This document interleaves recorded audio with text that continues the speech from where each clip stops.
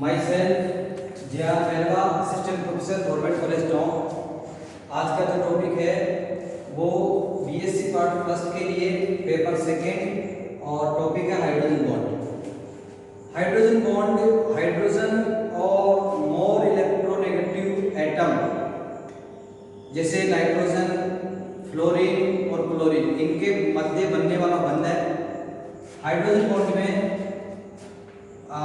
Bond hydrogen and nitrogen, fluorine और chlorine इनके मध्य ये बंध बनता है और इस बंध में हाइड्रोजन और अधिक विद्युत ऋणी तत्व के मध्य जो बंधित इलेक्ट्रॉन है वो मोर इलेक्ट्रोनेगेटिव की तरफ आकर्षित हो जाते हैं तथा हाइड्रोजन से दूर चले जाते हैं, जिससे हाइड्रोजन पर नेगेटिव चार्ज और हाइड्रोजन पर पॉजिटिव चार्ज और मोर इलेक्ट्रोनेगेटिव एटम पर नेगेटिव चार्ज आ जाता है। इसको हम HF एग्जांपल लेकर के समझ सकते हैं। जैसे हाइड्रोजन फ्लोराइड है, इसमें ये हाइड्रोजन फ्लोराइड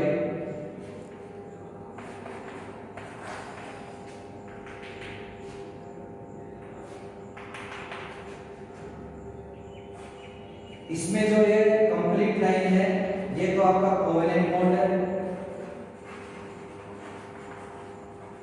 और जो डॉटेड लाइन है ये है हाइड्रोजन बॉन्ड।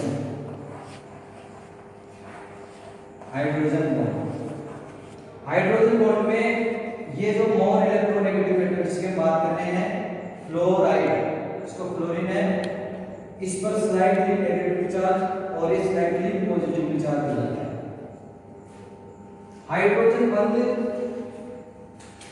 यदि हम टाइप की बात करें कि हाइड्रोजन बंध कितने प्रकार के होते हैं तो हाइड्रोजन बंध दो प्रकार के होते हैं। एक तो होता है इंटरमॉलिक्यूलर हाइड्रोजन बॉन्डिंग और दूसरा होता है इंट्रामॉलिक्यूलर हाइड्रोजन बॉन्डिंग। यानी कि इंटरमॉलिक्यूलर हाइड्रोजन बॉन्डिंग या हाइड्रोजन बॉन्ड और सेकंड है इंट्रामॉलिक्यूलर हाइड्रोजन बॉन्ड। सेकंड है इंट्रा मॉलिक्यूलर हाइड्रोजन बॉन्ड।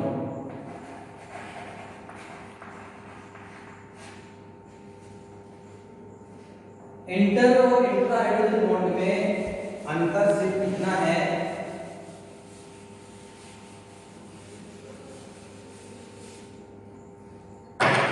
जो इंट्रा हाइड्रोजन बॉन्डिंग है, इंटरमॉलिक्यूलर हाइड्रोजन बॉन्डिंग जो है वो दो अणुओं के मध्य बनता है बिटवीन टू मॉलिक्यूल्स। यानी कि दो अणुओं के मध्य जो बंध बनता है वो उसको कहेंगे inter hydrogen bonding. Intermolecular hydrogen bonding means एक अणु का हाइड्रोजन और दूसरे अणु का अधिक विद्युत ऋणी तत्व यानी कि मोर इलेक्ट्रोनेगेटिव एलिमेंट्स। जैसे HF की बात कर रहे हैं तो HF में जो हाइड्रोजन बॉन्डिंग है ये है intermolecular hydrogen bonding. Intermolecular hydrogen bonding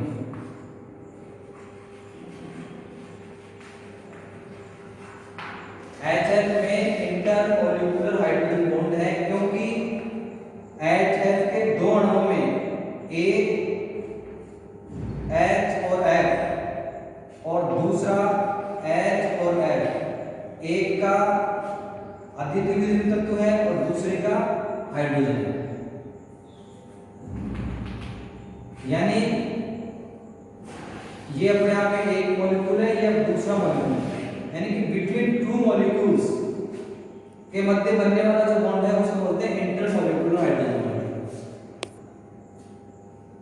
और इंटरमॉलिक्यूलर हाइड्रोजन बॉन्डिंग के लिए एग्जांपल्स देखें तो ये है जल, अमोनिया। इंटरमॉलिक्यूलर एग्जांपल्स की बात हम करें इसकी तो आपका जल में ये मिलेगा, NH3 में मिलेगा, एल्कोहल्स में, अमीन्स, एसिड्स, इन सभी में इंटरमॉलिक्यूलर हाइड्रोजन बॉन्डिंग पाई जाती है। यदि हम जल का एग्जांपल लेके इसको एक्सप्लेन करें तो जल के एग्जांपल में ये जल का स्ट्रक्चरल फॉर्मूला है।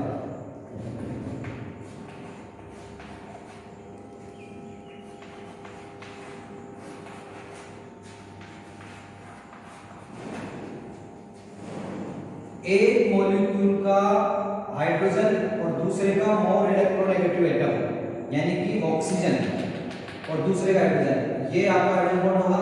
इन दोनों के बीच में हाइड्रोजन बॉन्डिंग होगी, इन दोनों के बीच में हाइड्रोजन बॉन्डिंग होगी, और नेक्स्ट जो भी मॉलिक्यूल आएगा उसका, और इसमें जो भी इसका जो पहले जो मॉलिक्यूल होगा उसका, ये सारे के सारे जो डॉटेड बॉन्ड हैं, जो डॉटेड हमने दिखाया है, ये these are all are hydrogen bond,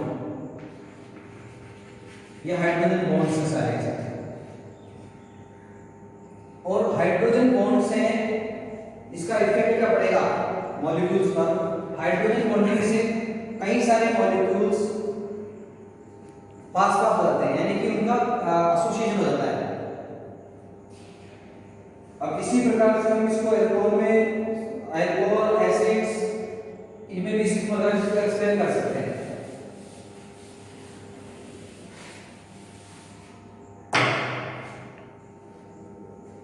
जिसको हम कहते हैं कि एसोसिएशन ऑफ वाटर।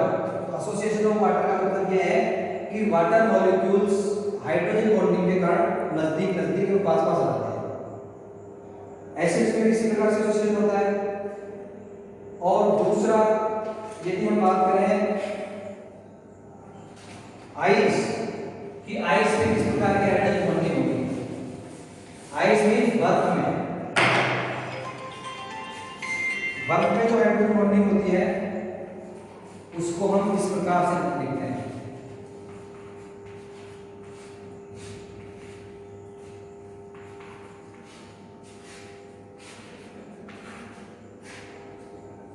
और ये हाइड्रोजन और ये ऑक्सीजन, यानी कि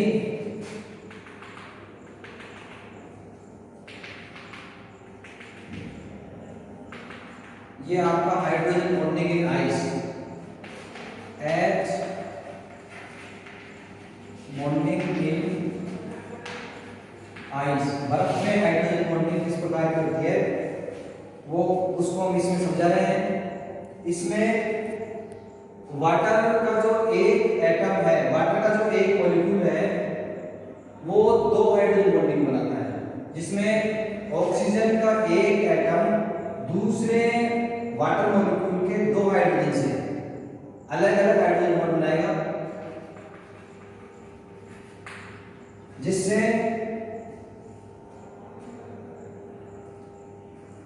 एक जो ऑक्सीजन है 4 बॉन्ड जुड़ा रहता है, दो तो उसमें हो गए कोवेलेंट बॉन्ड 1 2, और जो दूसरे दो है वो है हाइड्रोजन बॉन्ड, यानी कि एक ऑक्सीजन 4 बॉन्ड बनाता है और इसकी स्थिति जैसे हम टेट्राहेड्रल हो जाती है। जब हम पानी को गर्म करते हैं तो हाइड्रोजन बॉन्ड टूटने लग जाते हैं, जिससे इनका जो संतुलन है वो कम हो जाता है।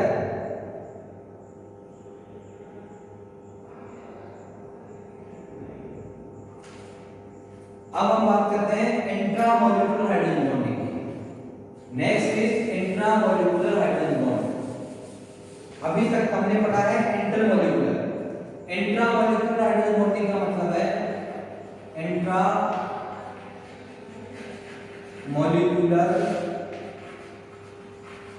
Hydrogen bond.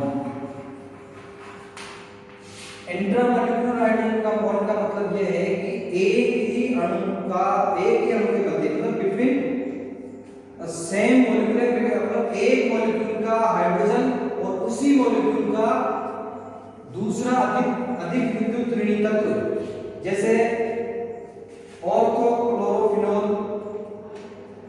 जैसे हम बात करें, ये आपका है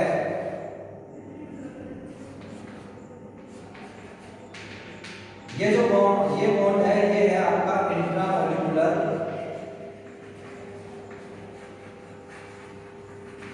हाइड्रोजन बॉन्ड। यानी कि इसको इंट्रामॉलिक्यूलर बॉन्ड क्यों कह रहे हैं?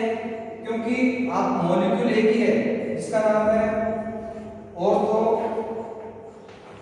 क्लोरोफिनॉल। ऑर्थो क्लोरोफिनॉल में हाइड्रोक्सी ग्रुप का ऑक्सीजन और क्लोरीन है, इन दोनों के बीच में इलेक्ट्रोस्टैटिक फोर्स उत्पन्न होता है। इसी इलेक्ट्रोस्टैटिक फोर्स, अट्रैक्शन जो फोर्स है, उसी को इंट्रामॉलिक्यूलर हाइड्रोजन बॉन्ड कह रहे हैं। यानी कि यहाँ पर किसी प्रकार का कोई इलेक्ट्रॉन नहीं है। जनरली बंद जो बनता है तो शेयरिंग ऑफ इलेक्ट्रॉन्स होती है, लेकिन हाइड्रोजन बॉन्ड में there is no sharing of electrons, this is only the electrostatic attraction force. तो ऑर्थो क्लोरोफिनॉल में हाइड्रोक्सी ग्रुप का हाइड्रोजन और क्लोरीन, इन दोनों के बीच में इलेक्ट्रोस्टैटिक अट्रैक्शन फोर्स उत्पन्न होगा, जिसको हम इंट्रामॉलिक्यूलर हाइड्रोजन बॉन्डिंग कह रहे हैं। इस प्रकार से कई सारे एग्जांपल है। जैसे दूसरे एग्जांपल की बात करें इसके, तो ये है ऑर्थो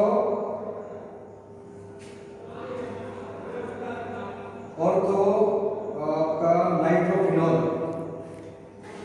जैसे ये आपका ये हो गया और इधर आपका ये ऑक्सीजन, इसके और इसके बीच में जो बॉन्ड होगा ये होगा इंट्रामॉलिक्यूलर हाइड्रोजन।